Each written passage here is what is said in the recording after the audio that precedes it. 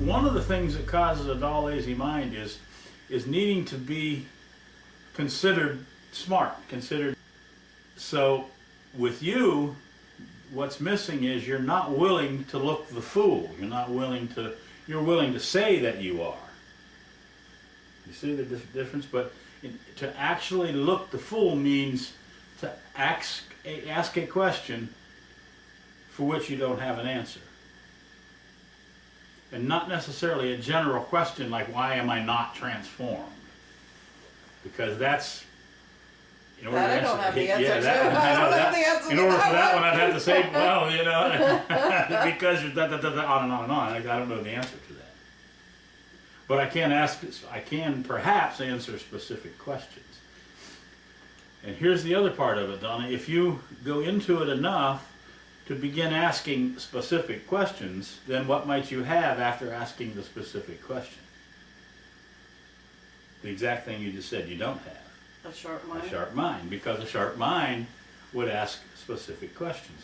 Remember I said to Brian I wanted him to come and build a deck and to actually work with me so I could watch him move, so I could see if he really intends to have a thinner body, because it's going to take, if he does, not only the cutting back on food, it's going to take a lot of movement and exercise, and in a certain sense that sharpens the body, does the exercise.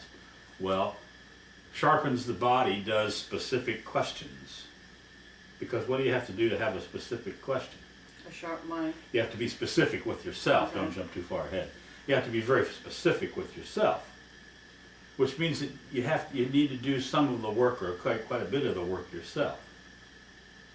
What does that mean, to do some of the work or quite a bit of the work yourself? That I have to do the work. Yeah, to look at yourself and to be brutal, in a certain sense, be brutal with yourself. Not just, okay, I'm fat, like that. Because for some people to admit that they're fat is a large step.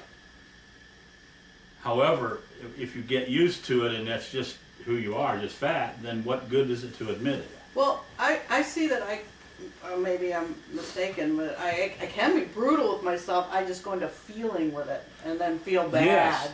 You know, yes. I am brutal, it's but almost, then I go into this, I'm this terrible, it's awful almost, you've person. Seen the Muslim people, they take this whip thing and so they whip them back, you know, and that's just flagellation. It does no good. But it's very difficult. See, it's the opposite of what Marilyn has a lot of problem with seeing something and then become sad about it. Right, I have that. You see something and have a shame about it, which is kind of the same. But I mean, you recognize something, but the true clarity of seeing does not include shame or pride, sadness or happiness. That does not mean to say that it's not there. In other words, if you say that you are something and then you look at that after you say it, you look at it and you say, well, I'm kind of proud of that. Even fat, you can actually come to a place where you're proud of being fat because you want to keep eating and it's easier to do. So you can even listen to people in their voice. Some people will say, I'm fat, and gosh, they're almost crying and they're ready to shed pounds by the millions. Other people say, I'm fat, and it sounds like, well, that's their whole life and that's the way they're going to be.